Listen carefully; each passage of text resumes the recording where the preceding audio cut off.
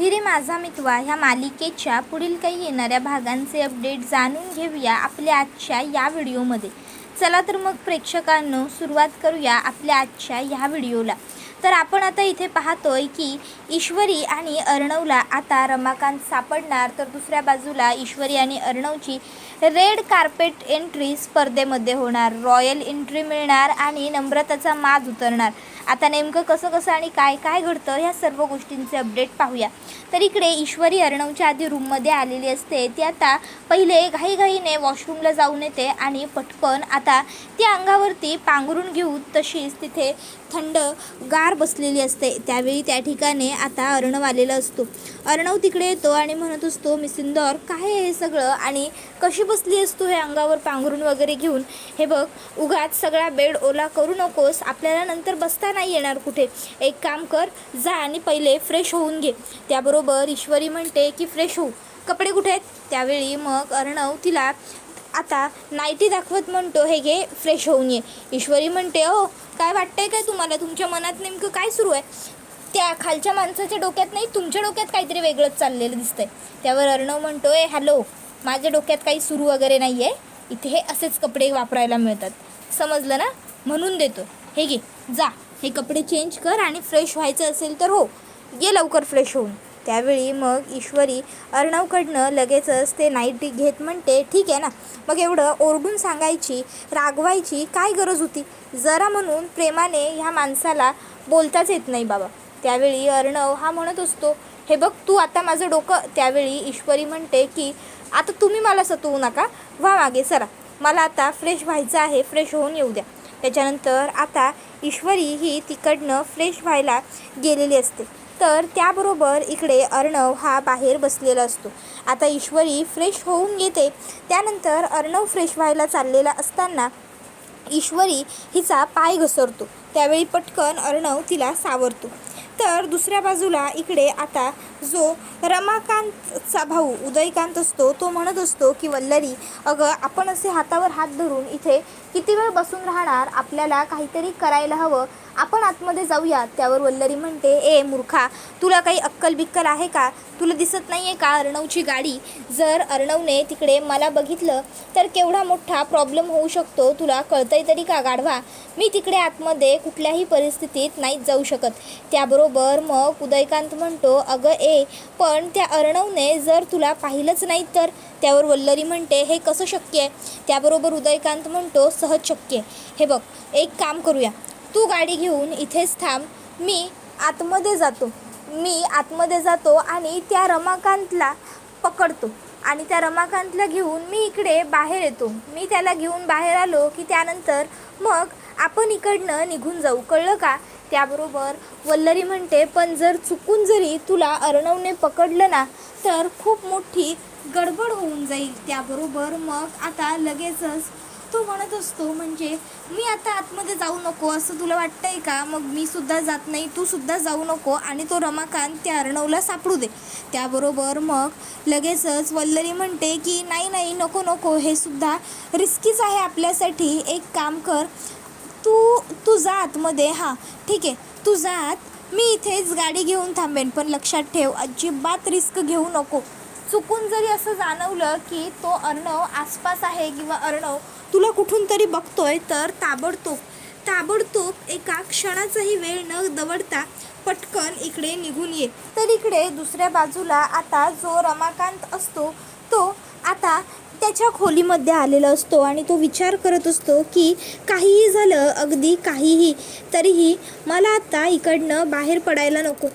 ती वल्लरी आणि तो उदयकांत माझा पाठलाग करत असतील, मला शोधत असतील, मला कुठल्याही परिस्थितीत चिंटू आणि ईश्वरी यांना गाठावं लागेल, मला त्यांच्याकडे जाऊन त्यांना सत्य सांगावं लागेल. त्यानंतर मग माझ्या जीवाचं जरी काही बरं वाईट झालं ना तरी मला फरक पडत नाही. आत्तापर्यंत मी चिंटूच्या नजरेत गुन्हेगार आहे, पण मला त्याला खरा गुन्हेगार कोण आहे हे दाखवायचं आहे.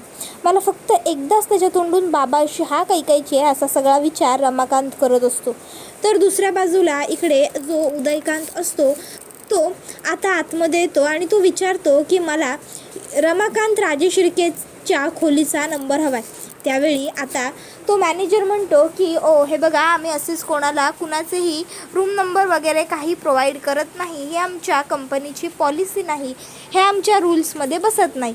त्यावेळी मग उदयकांत आता त्याला ताबडतोब बंदूक दाखवतो आणि म्हणतो, आता बसतंय का तुझ्या पॉलिसीत सगळं, आता चालेल का तुला मला सगळं सांगायला दाखवायला, की अजूनही काही हवं आहे. त्यावर तो म्हणतो की नाही नाही चालेल ना, मी सांगतो, आणि तो रूम नंबर सांगून देतो. तर दुसऱ्या बाजूला इकडे ईश्वरी अर्णवकडे त्याच्या मिठीत पडल्यानंतर एकटक बघत असते. अर्णवसुद्धा ईश्वरीकडे एकटक बघत असतो. इतक्यात उदयकांत वरती येतो आणि दरवाजा जोरजोराने ठोकायला लागतो रमाकांतचा. त्याबरोबर ईश्वरी आणि अर्णवला आवाज येतो. ते दोघंही म्हणतात कसला आवाज आहे हा, आणि मग दोघं नवरा बायको ताबडतोब आता त्यांच्या त्या रोमॅन्सवाल्या मूडमधून बाहेर येतात आणि दरवाजा उघडतात. आता दरवाजा उघडल्याच्या नंतर बघतात तर काय, समोर उदयकांतला बघून अर्णव म्हणतो उदयकांत, आणि आता अर्णवचा आवाज ऐकून उदयकांत घाबरतो आणि ताबडतोब पळायला सुरुवात करतो. अर्णव ओरडत असतो, उदयकांत थांब, हे बघ उदयकांत थांब, तू माझ्यापासून कुठेही लांब पळू शकणार नाही आहेस, तू कितीही दूर गेलास तरी मी तुला पकडून काढेनच, मी तुला शोधेनच, उदयकांत थांब. पण उदयकांत थांबत नाही. अर्णवसुद्धा उदयकांतच्या मागे तितक्याच स्पीडने पळत आलेला असतो. आता अर्णव गेटपर्यंत येतो, पण वल्लरीच्या गाडीत उदयकांत बसतो आणि ते दोघं फरार होतात. त्यावेळी त्या ठिकाणी ईश्वरी पोहोचते आणि ईश्वरी अर्णवला म्हणते, अर्णव सर काय झालं, कुठे गेले उदयकांत काका, सापडले नाही का? त्यावर अर्णव म्हणतो नाही, सापडला असताच, पण इकडे एक गाडी आली आणि त्या गाडीमध्ये उदयकांत बसला आणि निघून गेला.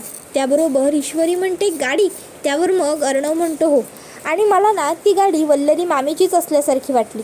पण मला एक कळत नाही आहे की वल्लरी मामी उदयकांतसारख्या माणसाला का म्हणजे सपोर्ट करेल. नक्कीच काहीतरी गडबड आहे, माझा काहीतरी गैरसमज तर झाला नसेल ना. ईश्वरी म्हणते प्रत्येक वेळी आपल्या डोळ्याला जे दिसलंय ते खोटंच असेल असं गृहीत धरण्यापेक्षा कधीतरी त्याची शहानिशासुद्धा करून बघायची. त्यावेळी अर्णव म्हणत असतो, हे बघ मिस इंदौर, तू प्लीज कोड्यात काही बोलू नको, जे बोलायचं असेल ना ते स्पष्टपणे बोल. त्यावर ईश्वरी म्हणत असते की काय नाही, मला काही बोलायचं नाही आहे. आणि त्याच्यानंतर मग आता अर्णव म्हणतो, आपण याच्यापर्यंत आता कसं पोहोचणार?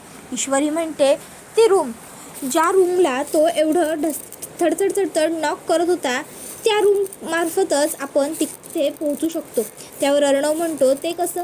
त्यावर ईश्वरी म्हणते, अहो असं काय करताय, त्या रूममध्ये नक्कीच त्या उदयकांतची एखादी कोणीतरी खास व्यक्ती असू शकते, जिच्यासाठी तो इथे आला होता.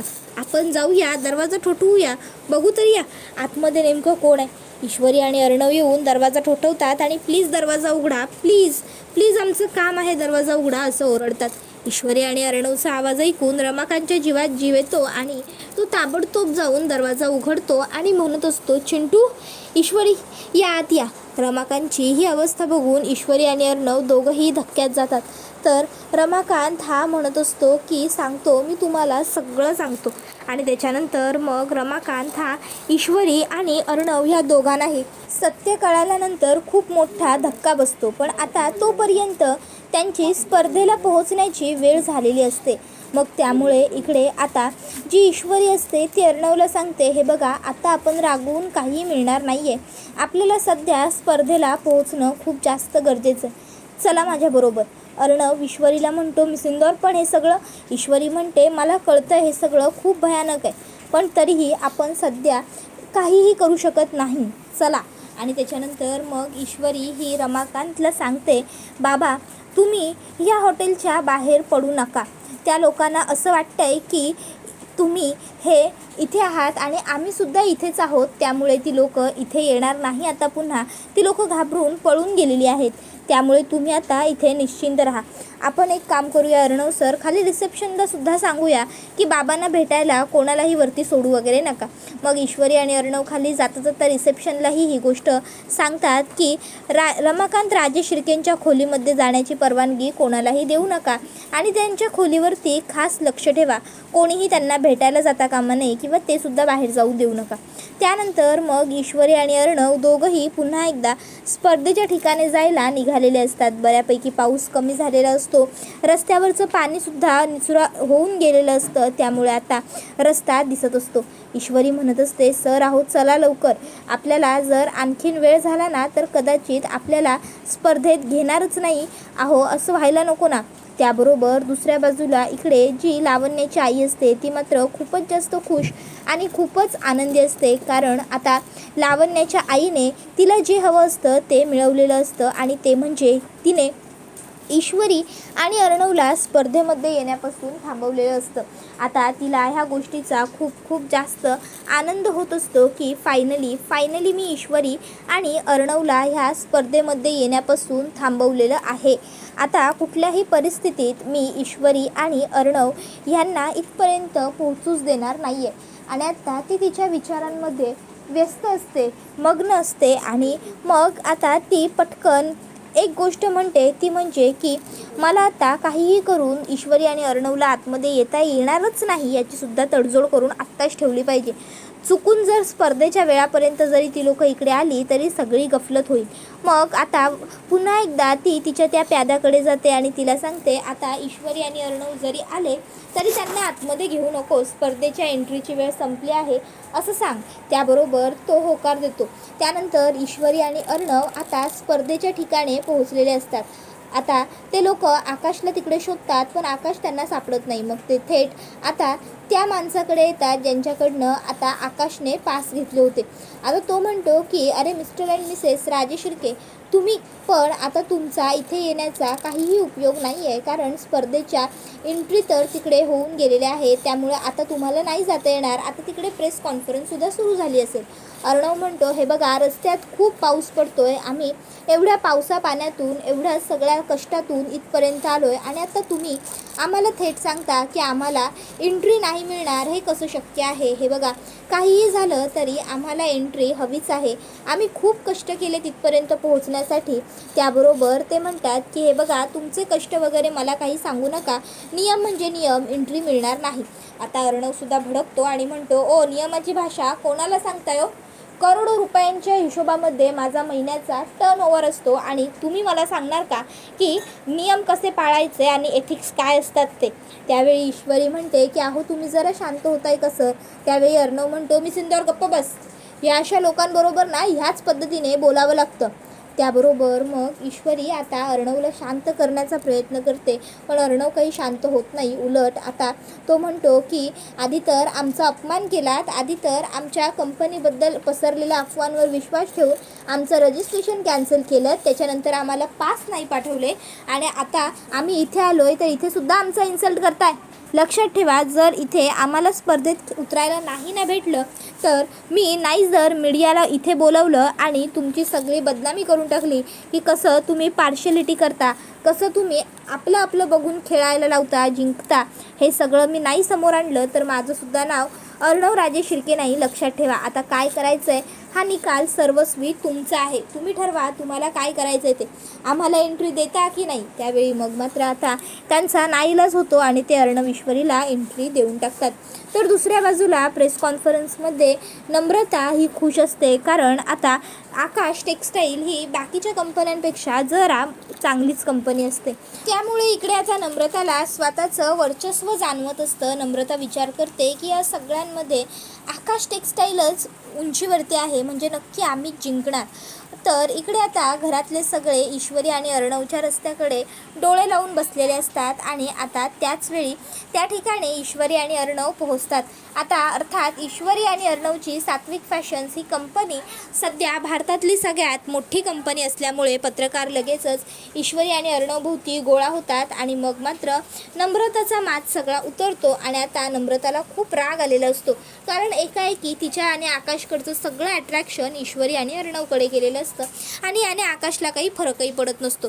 त्यानंतर आता ईश्वरी आणि अर्णवला मीडिया काही प्रश्न विचारते. त्यापैकी एक प्रश्न असतो की तुम्ही ही स्पर्धा जिंकाल असं तुम्हाला वाटतंय का. त्यावर अर्णव म्हणत असतो, ASR म्हणतात मला, अर्णव राजेश शिर्के, आणि अर्णवला जे करायचं असतं ते तो करतोच, वयाच्या इतक्या कमी वर्षात मी एवढी मोठी कंपनी जर उभी करू शकतो तर अर्थात ही कॉम्पिटिशन जिंकणं माझ्यासाठी खूप मोठी गोष्ट नाही आहे. आणि त्यातूनही मला माझ्या बायकोची साथ आहे. आणि जिथे ज्या नवऱ्याबरोबर त्याची बायको खंबीरपणे उभी असते ना, त्याला हरवणं कोणालाही शक्य नसतं. त्याबरोबर सगळ्यांनाच ही गोष्ट पटते. ईश्वरीला तर अर्णवचा अभिमान वाटतो. त्याबरोबर हा व्हिडिओ इथेच संपतो. आता पाहणं हे रंजक ठरणार की ईश्वरी आणि अर्णव ही स्पर्धा कशी जिंकणार. तुम्हाला काय वाटते हे आम्हाला कमेंटमध्ये तर सांगाच, पण त्याचबरोबर चॅनलला सबस्क्राईब करून बेल आयकॉनसुद्धा आठवणीने प्रेस करा.